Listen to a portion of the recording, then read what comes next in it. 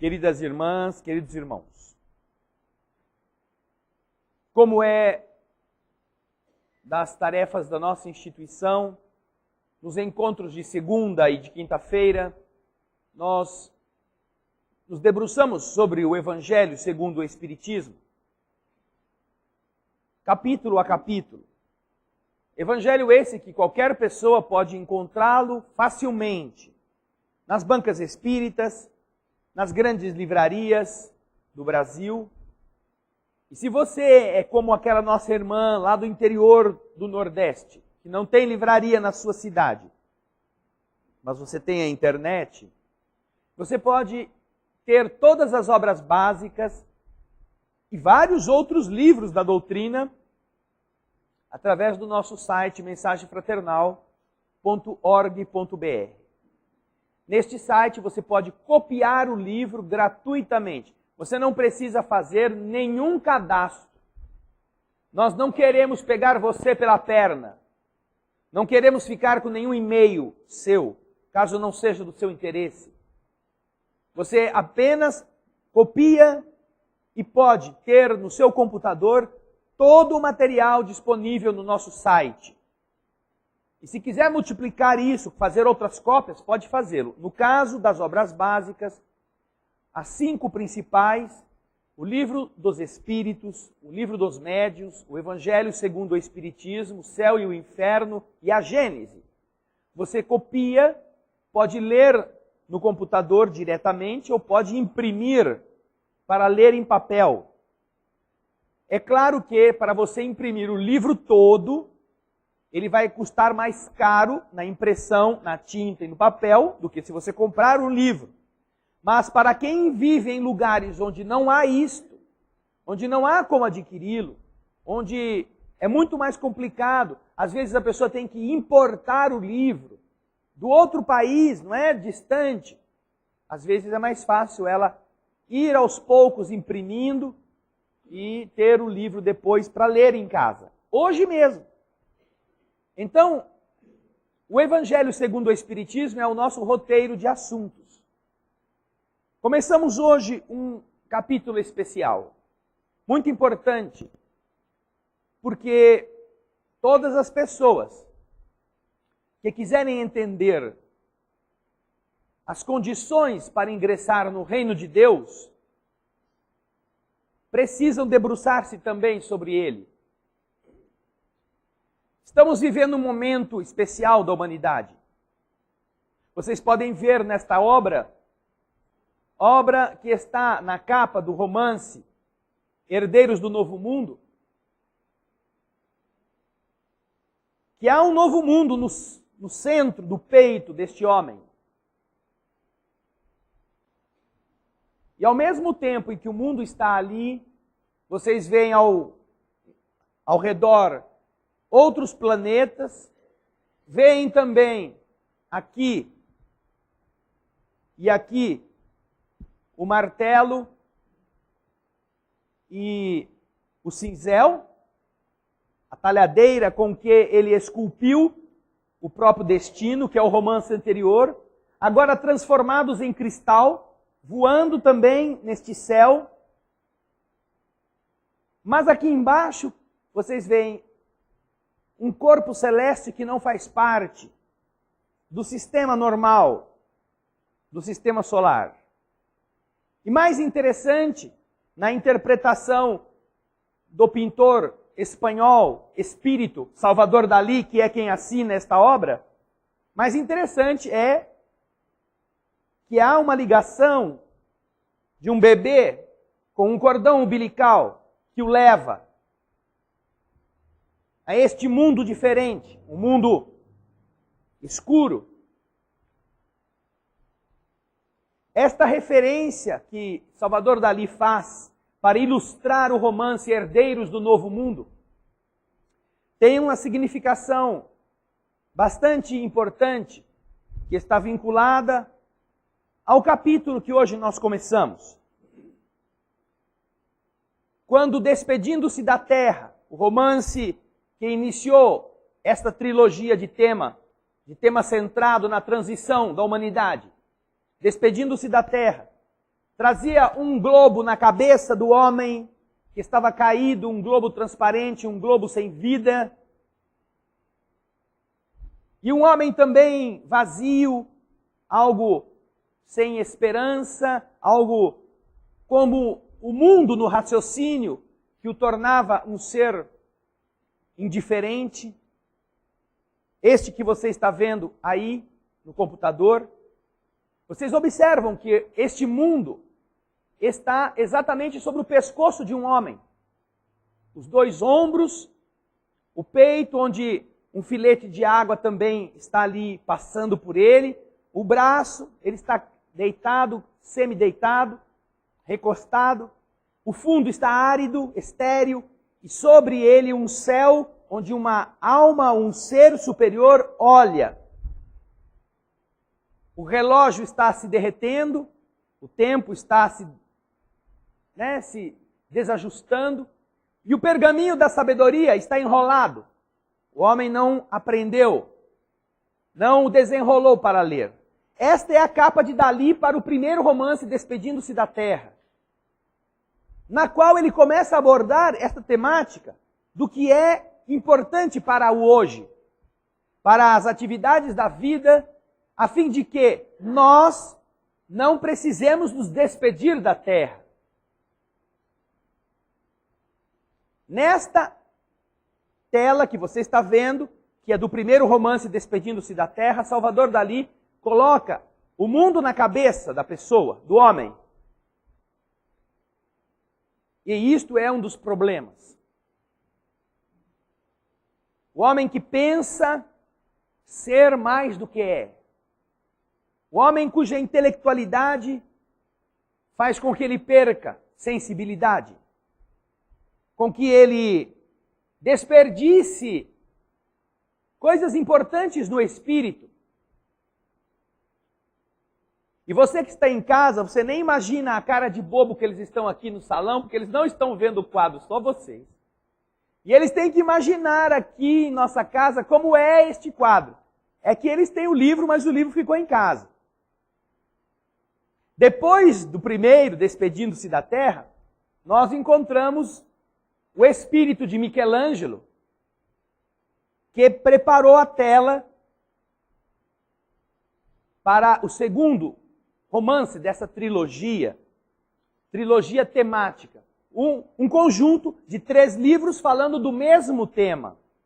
Não há sequência cronológica nem de personagens de um livro para outro. São livros independentes, mas que abordam, enfeixam essa mesma temática, esculpindo o próprio destino. Um homem que está aí na tela do seu computador para você poder acompanhar, está despido.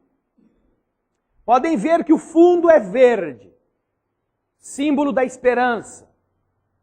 Nem tudo está perdido. Este homem, desnudo, com seus próprios músculos, com seu próprio esforço, carrega em suas mãos um martelo e um cinzel. Ele está esculpindo uma outra terra. A terra agora está em mármore, não é? Não há ainda os oceanos, mas ainda está faltando terminar a escultura. A parte de baixo ainda não foi tangida pelo artista humano, mas os continentes já estão em dourado. O homem está sentado sobre uma ampulheta, um relógio de areia. Um dos lados está cheio, o outro está esvaziando. O tempo. Um tempo que não é muito grande. Um tempo que está passando. E este homem precisa estar daquele jeito, na visão de Michelangelo, despido, numa coisa que não é uma pose erótica, não é um nu artístico, não é um nu para criar tentações. É um homem que sua postura demonstra ele estar sem as velhas vestes que fizeram dele um ser infeliz numa terra linda. É preciso esculpir o próprio destino. E qual é o próprio destino que o homem está esculpindo? A terra. Se quiser. Mas para isso ele não pode estar vestido com os velhos hábitos, com os velhos defeitos, com os erros de sempre. Porque com os erros de sempre não construiremos uma terra melhor. Repetiremos o mesmo problema. Faremos infelizes do mesmo jeito as criaturas. Para esculpir um destino, esse destino não pode ser aquele onde nós já estamos. Porque senão é gastar esforço inutilmente. Aquela primeira terra, no despedindo-se da terra, o romance, estava vazia, transparente. Esta segunda que você está vendo, está robusta, está em mármore sendo talhada. E é exatamente o que os Espíritos estão nos falando. Vamos esculpir o nosso destino. Ninguém está sendo condenado a ir embora da terra. Ninguém está com a sentença já proferida, a não ser que não queira despir-se do homem velho. Se nós entendermos de construir um mundo melhor, se nós nos arrependermos do mal e pegarmos com nossos esforços, não pedir a Deus que Ele resolva os problemas, não pedir a Jesus que venha suar para esculpir o mundo para nós, não, mas que nossos esforços o façam. Poderemos ter um destino melhor, ter um destino diferente. É a mesma coisa que você que quer reformar a sua casa velha, mas não tem dinheiro para pagar para alguém fazê-lo, você mesmo começar a se esforçar para isso. Você mesmo pegar a marreta para derrubar a parede, você juntar os cacos, você começar a pintar as novas construções, tampar os buracos dos quadros velhos. Você fazer isso. Porque aquela casa foi você que a destruiu, foi você quem a sujou, foi você. Portanto, se você não está feliz mais naquela forma, mude isto. Faça a sua casa ter a expressão daquilo que você agora deseja que ela tenha, que ela seja para você. O segundo romance da trilogia, portanto, fala deste tema, esculpindo o próprio destino. Não é Deus quem vai fazer isso. Não é Jesus quem vai fazer isso. Não é a figura do Divino Mestre que está ali com as ferramentas para esculpir. Somos nós. Este homem que você está vendo aí, somos cada um de nós. E então, depois de ter Michelangelo trazido no segundo romance da trilogia temática, a visão da arte encantando o leitor, nós chegamos de novo a Salvador Dalí. Neste que você está vendo, herdeiros do novo mundo. Um novo mundo. Agora, aquela primeira terra vazia e a terra que estava sendo esculpida, está agora pronta. No peito do homem. Aquele mesmo homem que estava caído, com o mundo na cabeça, que depois aprendeu a despir-se para esculpir a terra melhor, está agora aqui, como você vê, com a mente aberta. Pela sua inteligência, penetra a luz que vem do alto. Ele já está como que integrado no céu. Seus braços se misturam com o azul, com as nuvens. Ao pé da garganta, vocês veem um sol amarelo, dourado, iluminando aquilo que agora está no seu peito, no coração do homem. A terra esculpida. A terra pronta. Aquilo que era apenas ferro, na condição de machado, de marreta, ou de martelo e cinzel, que foram as ferramentas do esforço, agora flutuam à volta deste homem, como se fossem planetas importantes da sua identidade, transformados em cristal, em vidro. Porque foram exatamente através das ferramentas do trabalho que o homem pôde esculpir o seu futuro e então herdar a terra, herdar o novo mundo.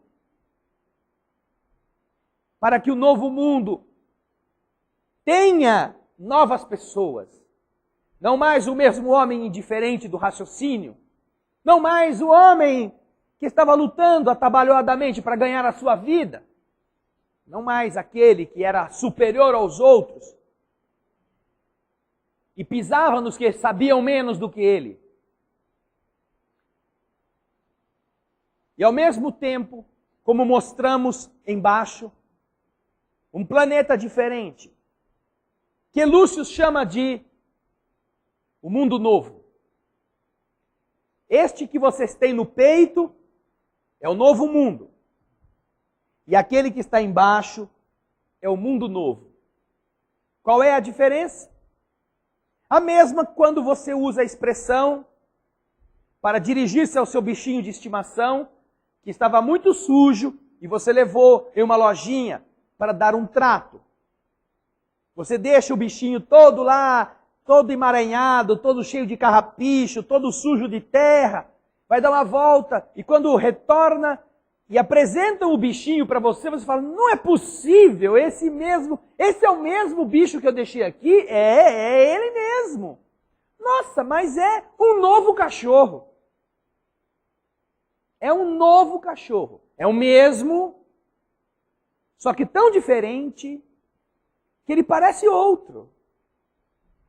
Então os herdeiros do novo mundo são aqueles que poderão ficar no velho mundo que foi reformado. E foi reformado de tal forma que ele parece um novo mundo. Mas tem os que vão para o mundo novo. E o que é o mundo novo?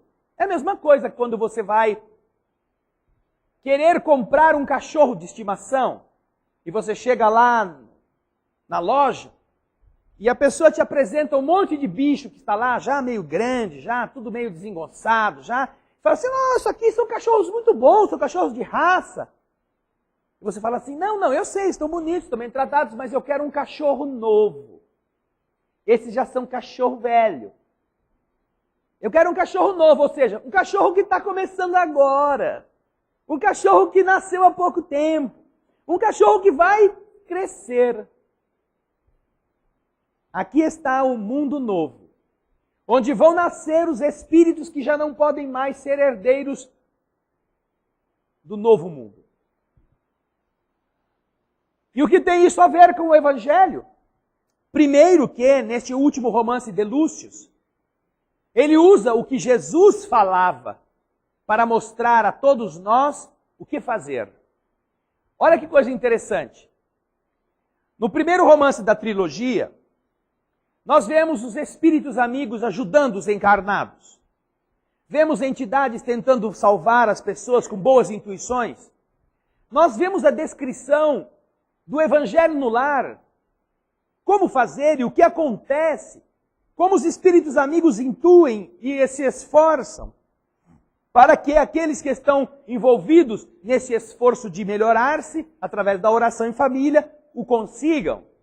Ou seja, há uma interpenetração do mundo invisível com o mundo visível, tanto dos inferiores quanto dos superiores, para que os encarnados fiquem bem apetrechados e possam escolher uma conduta melhor, uma conduta diferente. No segundo romance, Esculpindo o Próprio Destino, vemos também a ação dos espíritos protetores. Como eles atuam ajudando a pessoa a descobrir outros caminhos. Como eles cooperam curando o câncer de quem está tentando melhorar-se. Como eles ajudam a pessoa que está lutando contra as suas fraquezas, a que elas se sintam amparadas.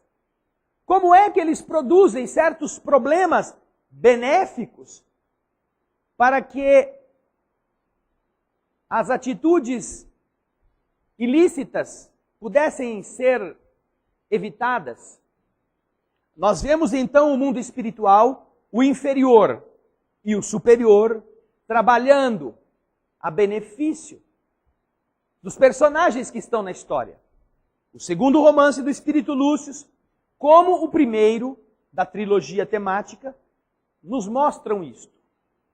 Mas o terceiro romance não mostra nada disso. Herdeiros do Novo Mundo, você não vai encontrar nele nenhum espírito tentando salvar o encarnado. Você não vai ver ali nenhuma entidade generosa intuindo o fulano para que ele não faça tal coisa. Tentando afastar obsessores. Não. Lúcius, nesse último romance, Herdeiros do Novo Mundo, muda a sua maneira de abordar a coisa. Porque para ele, para o mundo espiritual, o romance todo, a história toda, os ensinamentos todos são o esforço dos espíritos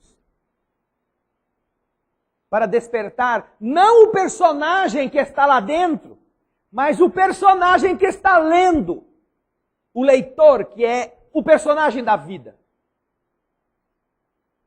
Nos dois primeiros romances, a espiritualidade usa das histórias humanas para mostrar o perfil das condutas. E como é que se mesclam espíritos generosos para tentar fazer acordar os personagens. Agora, você que está aí, você que está se interessando pela leitura, este último romance do Lúcius, você é o personagem. E o livro, a história, é o esforço dos espíritos em tocar a sua consciência, em fazer você entender que desde Jesus, desde o que Jesus falou para os que o seguiam, palavras que chegaram até nós por aquilo que se escreveu, ele já estava se esforçando para que o personagem ser humano não desse tanta cabeçada. E ao fazer isto, ele convida o leitor a ver-se nas passagens que o livro mostra e a entender que não é possível mais a gente dizer que não sabia. O esforço do Cristo na terra não foi para curar doentes, porque se Jesus veio ao mundo para curar doentes, ele foi um perdedor. Não houve maior esforço improfícuo do que este. Curar doentes. Curar corpos. Porque desde antes de Jesus os homens eram doentes, continuaram doentes ao tempo de Jesus e pioraram depois de Jesus. Porque não existe tanta doença na terra como hoje. Se Jesus veio aqui para dar de comer à humanidade, para encher o estômago, como ele fez nos milagres da multiplicação dos pães e dos peixes, lê do engano novamente. Porque antes de Jesus, a humanidade padecia da fome. Durante Jesus, todos tinham fome, e depois de Jesus, a coisa ainda piorou.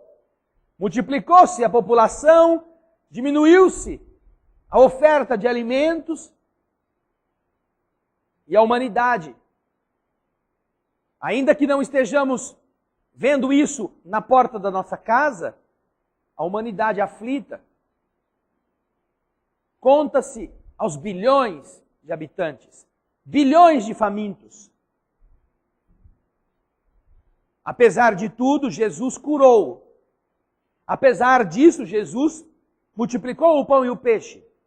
Mas todas estas atitudes foram atitudes de caminho.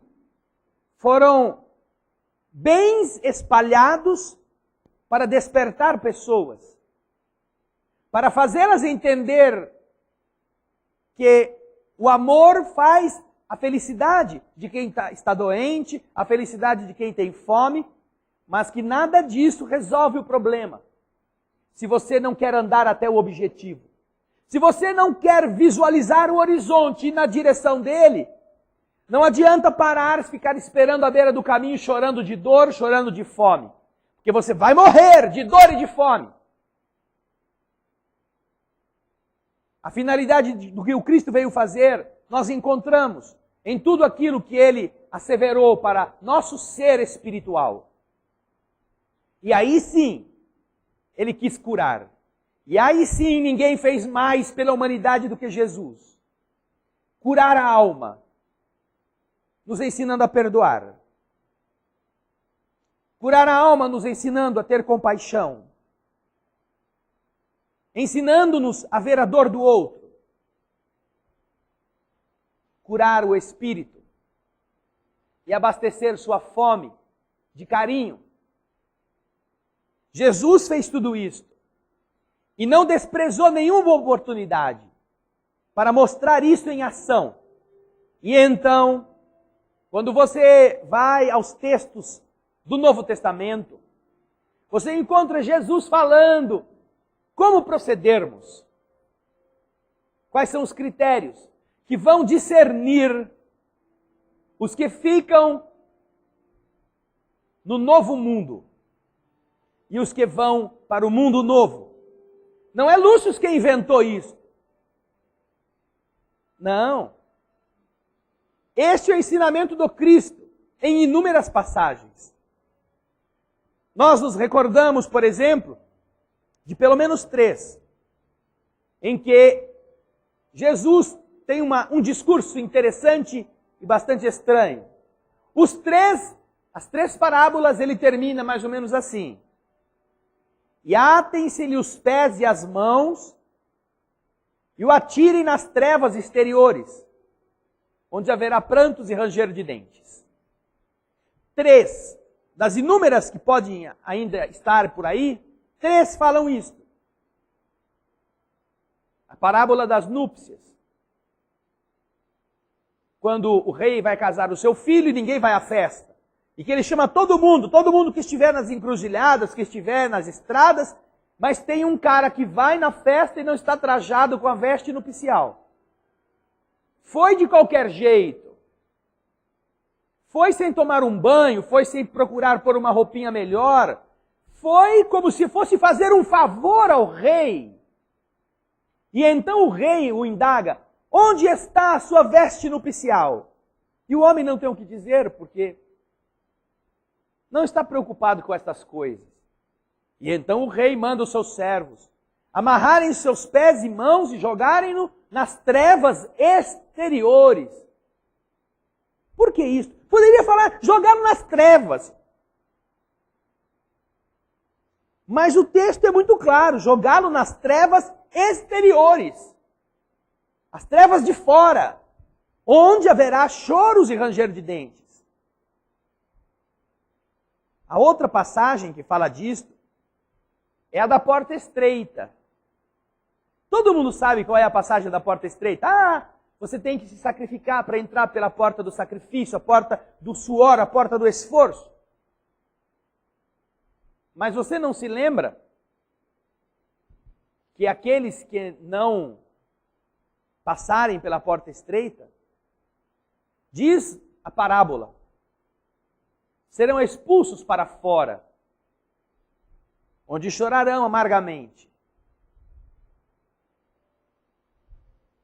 E se você vai à Bíblia, diretamente no Evangelho de Mateus, no versículo 25, ou no capítulo 25 do Evangelho de Mateus, você encontra 2 parábolas e logo a seguir o julgamento final.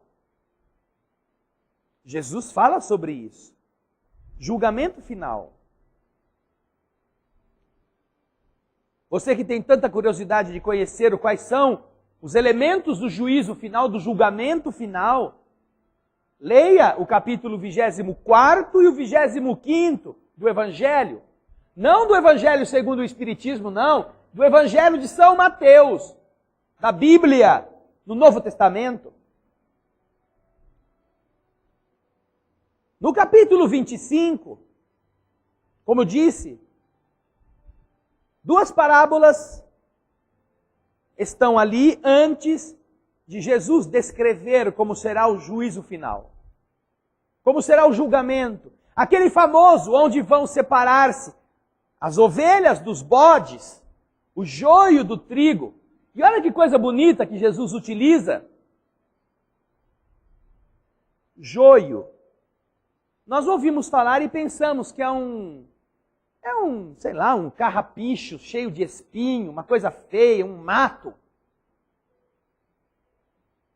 Porque o trigo é bonito, é o escolhido, e o joio é aquela coisa horrorosa. Só que quando você procura se informar sobre o que é o joio, você descobre uma coisa muito significativa. Quando nascem, joio e trigo praticamente são a mesma planta. Porque o joio é um primo pobre do trigo. É como uma erva daninha, mas da família do trigo. E eles se parecem em tudo. Crescem assim, de tal forma que para você arrancar o joio quando ele está sem frutos, você poderá correr o risco de arrancar o trigo. Então, o ensinamento de Jesus diz que há um momento em que isso pode acontecer. Espere que frutifiquem. E quando frutificarem, vocês saberão, sem chance de errar, o que é o joio e o que é o trigo. Em uma outra passagem, Jesus fala: conhecereis a árvore pelo seu fruto. A árvore boa não produz mau fruto e a árvore má não produz bom fruto.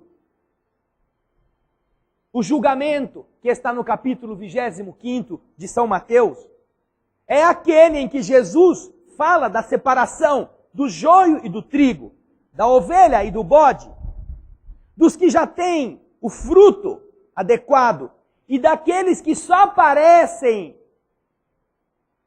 trigo sem serem. Vamos dizer, dos seres humanos que estão produzindo coisas boas e dos que se fingem de bons porque vão a igrejas, porque fazem coisas interessantes para os outros verem. E que as pessoas dizem: nossa, mas aquela pessoa é tão boa. Só que quando produz algum fruto de verdade, é um fruto deturpado, um fruto amargo, um fruto azedo, um fruto que não é bom. Na aparência parece trigo, mas quando frutifica, demonstra o que é. Neste capítulo, é aquele onde nós encontramos aquela passagem que também no Evangelho segundo o Espiritismo nós comentamos, em que o Senhor diz: passai à minha direita, todos vós, porque tive fome e me deste de comer, tive frio e me agasalhaste, estive nu e me vestiste, estive doente e me visitaste, fui preso e fostes ver-me. E então aqueles homens que estão recebendo este convite dizem: Senhor, mas deve haver algum engano, eu nunca fiz isso a você.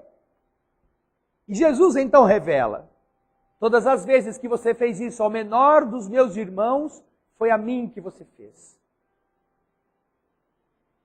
É exatamente neste capítulo que Jesus dá os critérios da separação do joio do trigo. Mas se isso é tão importante para os nossos destinos, despedir-se da terra, esculpir o próprio destino e herdeiros do novo mundo, se é tão importante a gente aprender isso. Sabe qual é a parábola que antecede o juízo final? No capítulo 25. A parábola que está no capítulo 25, logo antes da parábola ou da história do juízo final, nós conhecemos, todos nós já ouvimos falar dela, mas nós nunca imaginávamos onde que ela estava no Evangelho. Um homem foi viajar e, chamando os seus servos, deu a cada um deles de acordo com suas capacidades. Ao primeiro deu 5 moedas, ao segundo deu 2, e ao terceiro deu 1. E disse: trabalhai com estas coisas até que eu volte. Os 2 primeiros trabalharam intensamente, multiplicaram as moedas. Mas o último, com medo, enterrou o talento que tinha. Quando o homem volta, olha que coisa simbólica. O Senhor vem à terra, nos educa, fala do amor, fala das virtudes da alma, e diz: agora eu me vou, mas vocês estão com as minhas moedas. Vocês, seres humanos, estão com os talentos que vos deixo. Multiplicai-os, porque eu voltarei. E quando eu voltar, vocês prestarão contas. E de verdade, o amo volta.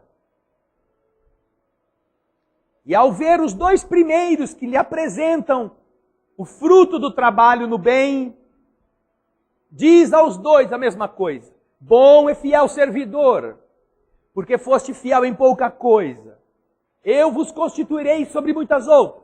Entrai no gozo do vosso Senhor. Mas ao terceiro, aquele preguiçoso, aquele indiferente, aquele amedrontado, aquele indivíduo que preferiu enterrar o talento e que comparece diante do Senhor porque não tem como fugir, não tem como dizer que não vai.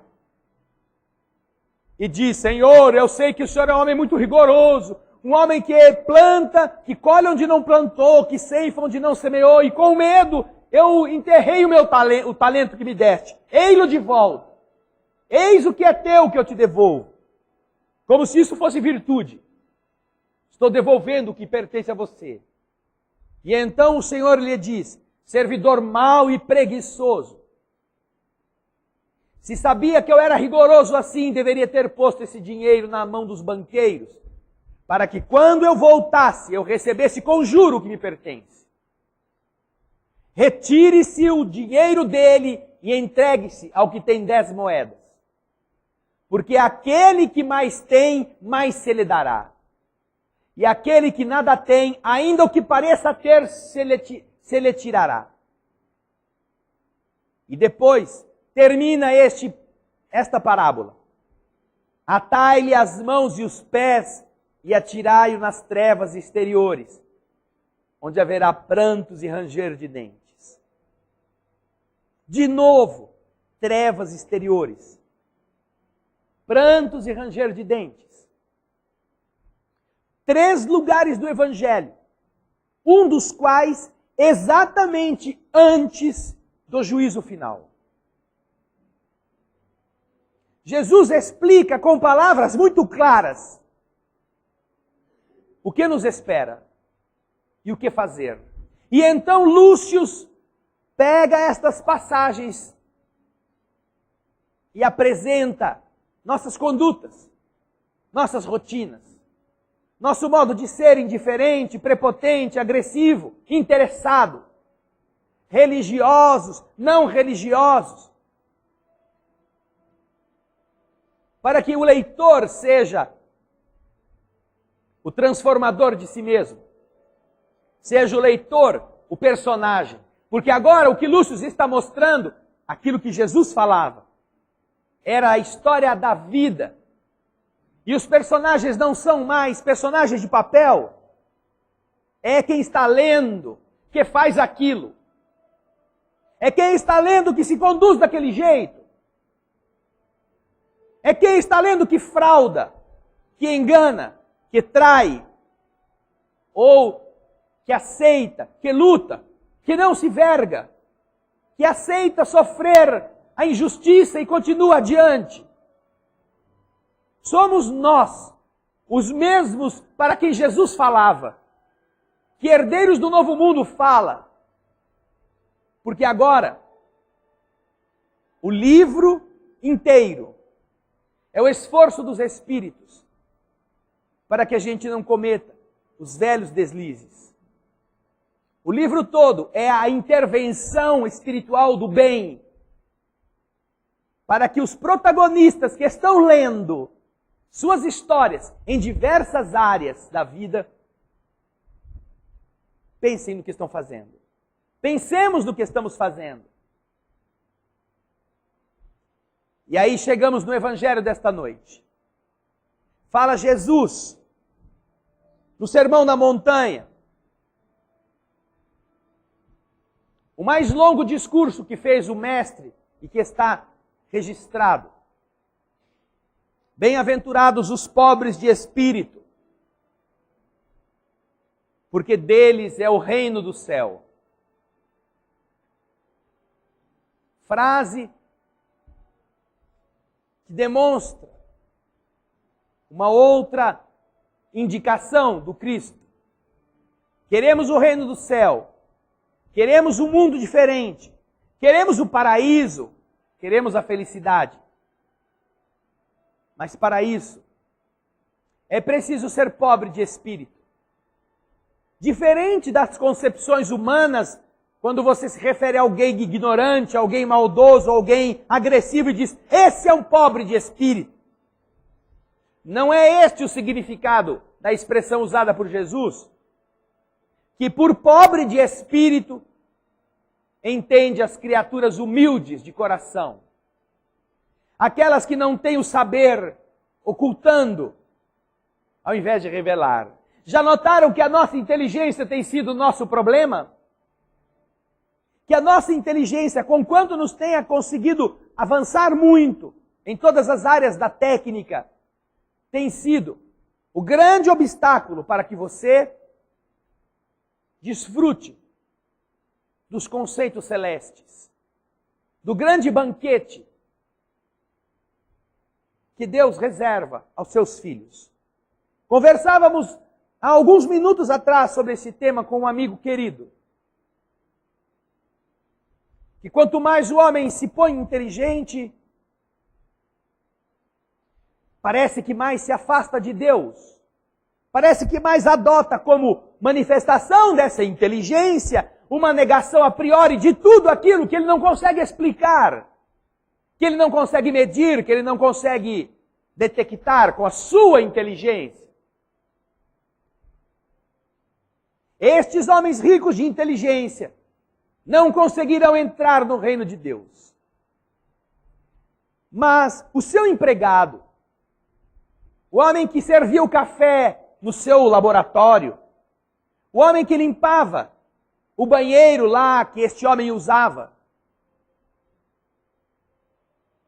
que nunca teve condições de meditar profundamente nas coisas mais avançadas da tecnologia para descobrir como é a estrutura do átomo, este homem entrará antes no reino do céu.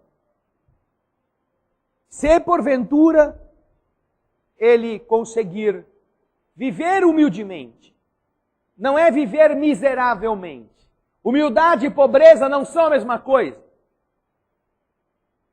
Mas, enquanto nos outros livros nós vemos os espíritos ajudando os encarnados, neste Herdeiros do Novo Mundo, veja que coisa interessante.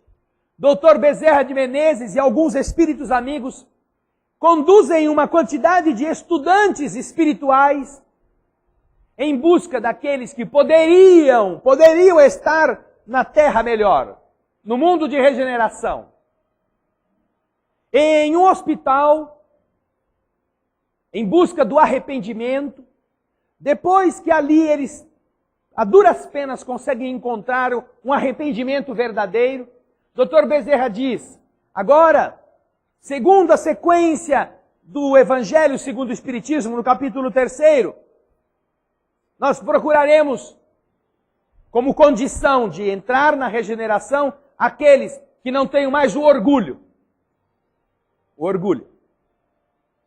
E Dr. Bezerra diz para eles, para você encontrar os que não têm mais o orgulho, vocês devem procurar nas almas que estão neste hospital, não importa em que lugar. Podem ser internados, podem ser enfermeiros, podem ser médicos, podem ser os dirigentes do hospital, não importa. Vocês procurem em todos. E para identificá-los, busquem a iluminação vibratória que corresponda à humildade. Os que estão lutando contra o orgulho desenvolvem uma iluminação própria no padrão da humildade. Mas olha, diz Dr. Bezerra, com outras palavras, olha, não sejam muito rigorosos. Não esperem encontrar os que já são humildes. Já serve qualquer um que esteja lutando sinceramente para sê-lo. Já nos basta. Vou ficar aqui 30 minutos esperando vocês voltarem. Diz ele aos alunos, que saem então em dupla, sozinhos, pelo hospital, acompanhando a vibração de doentes, de funcionários, de enfermeiros, de médicos. E o tempo passa, 30 minutos são decorridos e eles não encontram nenhum humilde. Tanto que este capítulo, no Herdeiros do Novo Mundo, se chama Procurando Agulha no Palheiro. O único que pareceu humilde, quando uma das almas, dos espíritos que estavam lá acompanhando para ver o que ele ia fazer, ele foi desacatado por um enfermo, porque ele fez barulho enquanto o cara dormia, o cara acordou, xingou ele limpou, ele não respondeu, ele pediu desculpa, era um faxineiro. E ele foi, então, foi tão assim assustador para o espírito que estava acompanhando, eu acho que eu descobri um humilde. E ele foi por todo lado, o homem se manteve muito bem. Quando terminou o seu horário, ele foi ao almoxerifado, onde ele ia deixar a vassoura, onde ele ia trocar de roupa. E aí ele olhou no quadro de avisos e ele descobriu que um amigo dele, também faxineiro, tinha sido promovido. E quando esse amigo, ele ficou sabendo que tinha sido promovido, caiu a máscara. Que desgraçado! Onde já se viu? O que será que ele fez? Que bandido! Eu que tinha que ser promovido e não ele é um incompetente. Ele vai ver só, eu vou criar todos os problemas para esse cara ser demitido desse lugar, porque esse lugar é meu. Acabou o humilde. Tanto que voltam todos com a viola no saco, meia hora depois, e o Dr. Bezerra diz, e então, encontraram? Ninguém encontrou, a não ser essa que contou essa história. O Dr. Bezerra tem que levá-los todos para encontrar um humilde. Um garçom. Trabalhando já no período da noite, alta noite. Um espírito que o Dr. Bezerra vem ajudando há muito tempo, desde quando ele era criança. Humilde. Aprendendo a tomar pancadas. E com amortecedor para aguentá-las.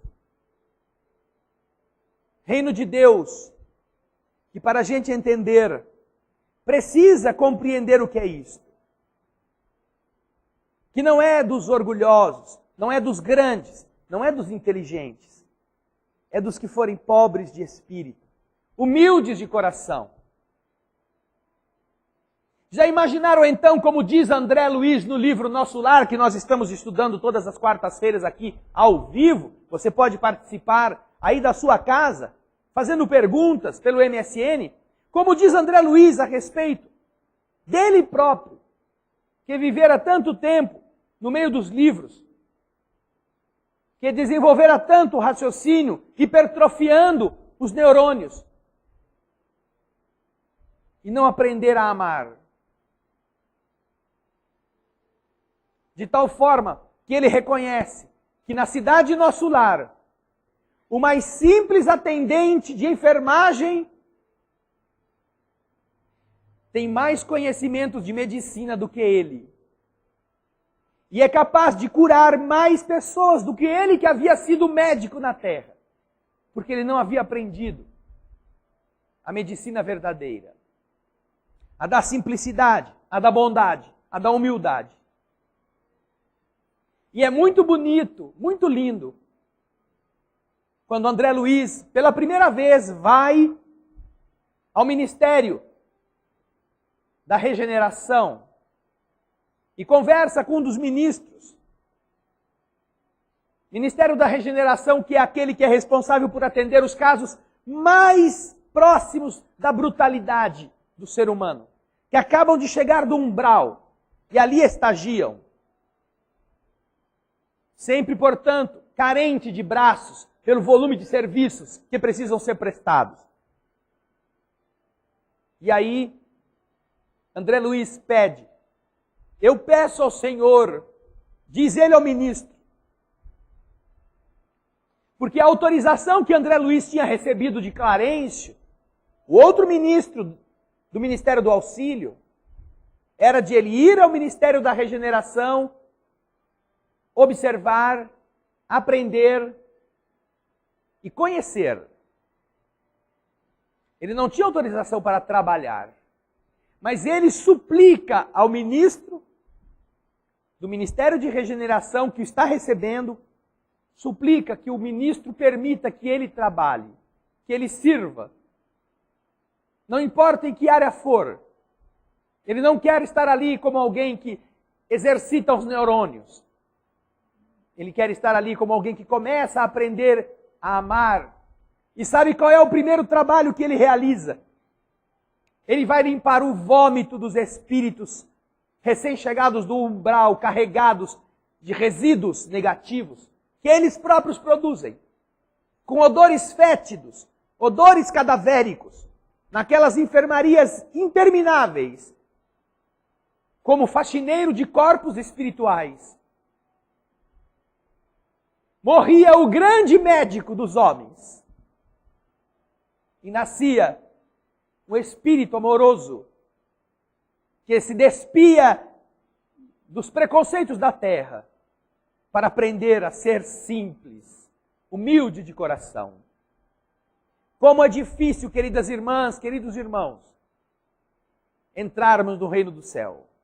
Por isso que na primeira parte deste capítulo 7 do Evangelho segundo o Espiritismo, logo ao final do primeiro trecho, nós encontramos este parágrafo.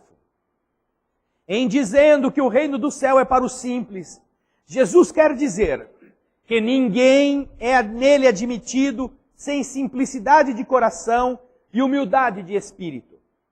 Que o ignorante que possui essas qualidades será preferido ao sábio que crê mais em si do que em Deus. Em todas as circunstâncias, Jesus coloca a humildade no plano das virtudes que nos aproximam de Deus e o orgulho entre os vícios que nos distanciam dele. E isso por uma razão muito natural, de vez que a humildade é um ato de submissão ao Pai, enquanto que o orgulho é uma revolta contra ele. Mais vale, portanto, para a felicidade do homem, ser pobre de espírito no sentido do mundo e rico em qualidades morais. O sentido do mundo de pobre de espírito é aquele pobretão, aquele indivíduo que não tem nada, aquele indivíduo que é simplório. Então, para Deus, é melhor sermos assim.